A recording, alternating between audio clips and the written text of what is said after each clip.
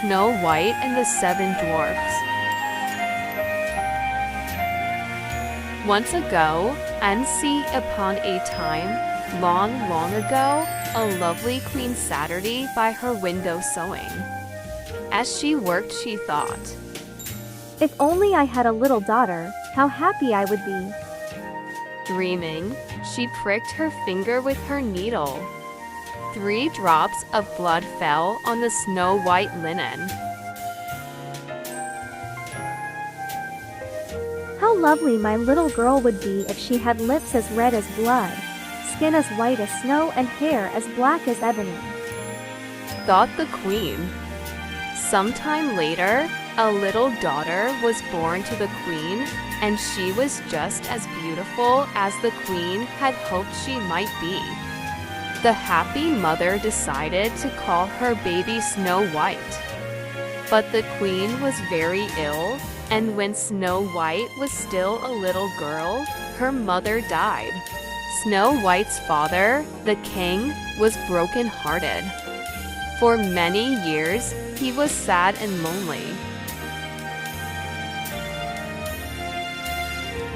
But at last the lonely king married again, and there was great rejoicing in the land. His new queen was very beautiful to look upon, but alas, her heart was cold and cruel. The queen was vain too. She would spend hours dressing herself in fine clothes and brushing her black hair. Then she would stand by the mirror and admire herself. She was so vain that she wanted to be the most beautiful woman in the kingdom.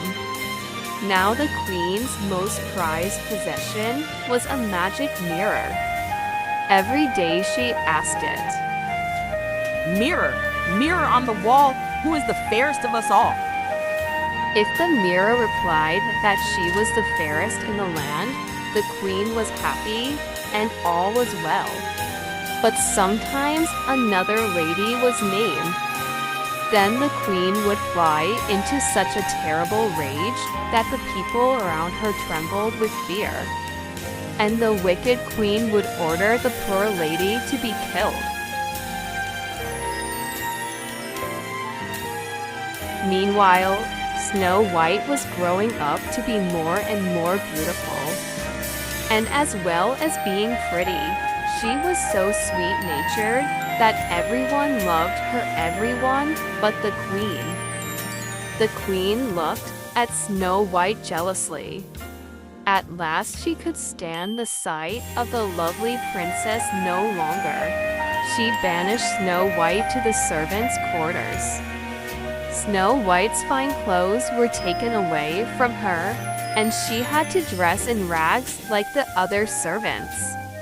And like the other servants, Snow White had to work very hard. She slaved from early morning until late at night, scrubbing and cleaning the palace floors, washing the dishes, sewing and mending the queen's clothes. As she worked, she would sing so sweetly that the birds would come to listen to her voice. "She will soon lose her beauty," thought the wicked queen. "For who can call her lovely in her old rags and with her hands roughened by work?" Nevertheless, the queen went to her mirror and day after day asked the same question. "Mirror, mirror on the wall, who is the fairest of us all?" The wicked, vain queen was still afraid that one day Snow White would grow up to be more beautiful than anyone else in the land. While she worked, Snow White dreamed beautiful daydreams about a handsome prince. Someday, she knew, he would come and carry her off to his castle in the clouds. It seemed to the jealous queen, as she watched Snow White, that the princess grew in loveliness as each day passed.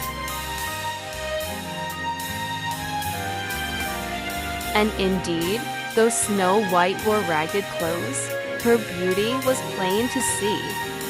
At last came the day the queen had been dreading. Mirror, mirror on the wall, who is the fairest of us all?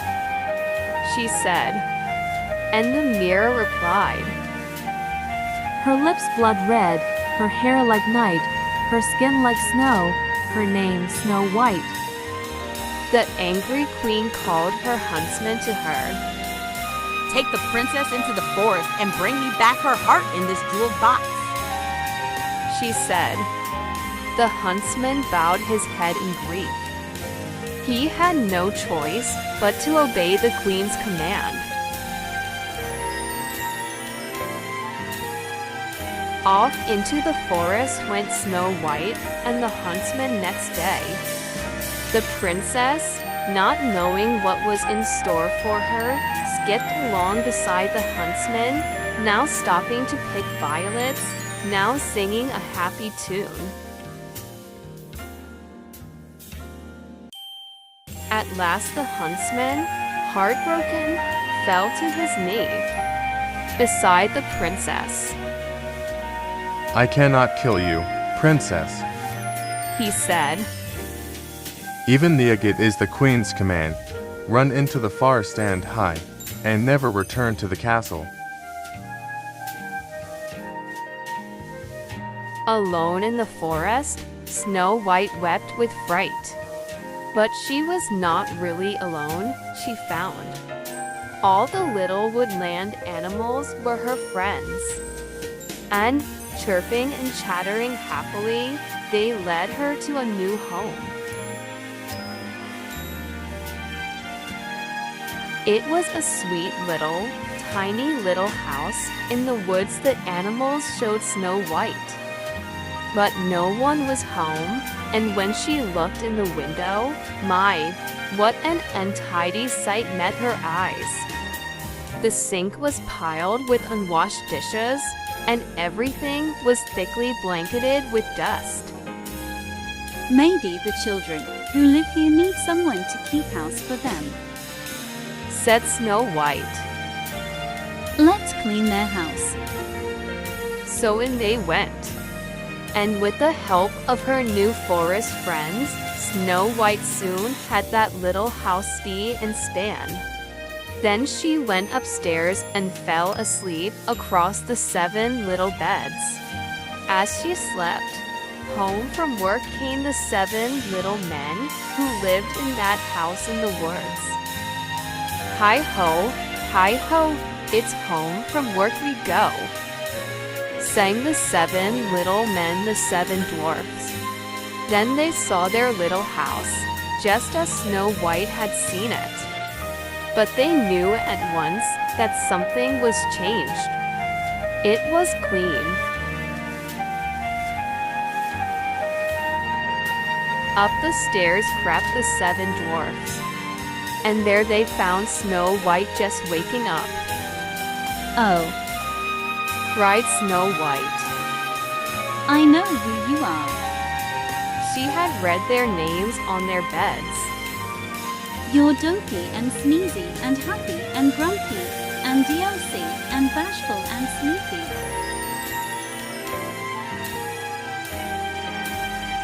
Snow White told the dwarfs about the wicked queen's plot, and they insisted that she must stay with them. Supper is not quite ready yet. Said Snow White, who was very pleased to be asked to stay. You'll just have time to wash. Wash! Cried all the little men. They had almost forgotten what the word meant. But they were soon scrubbed clean, and even Grumpy got a soaking.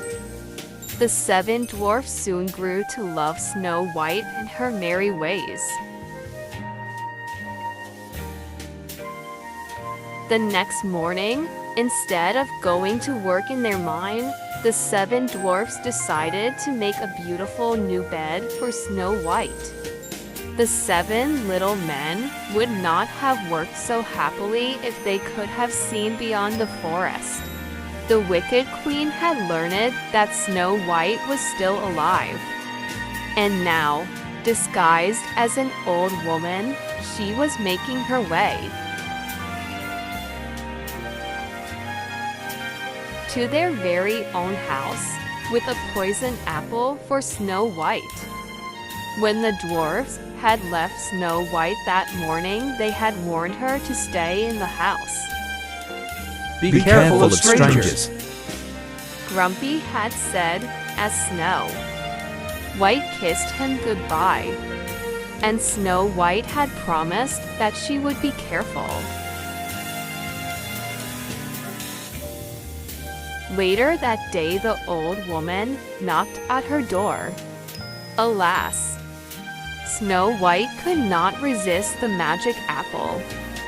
She took one bite and sank lifeless to the floor. Hurrying away, the wicked queen fell into a deep chasm and was never seen again. But that did not bring Snow White back to life. The sorrowing dwarfs laid her on a bed of gold and crystal and kept watch over her night and day. One day a handsome prince came to the forest and saw Snow White. Charmed with her beauty, he kissed her. At last Snow White awoke. The 7 dwarfs danced with joy, and the prince carried her off to his castle in the clouds.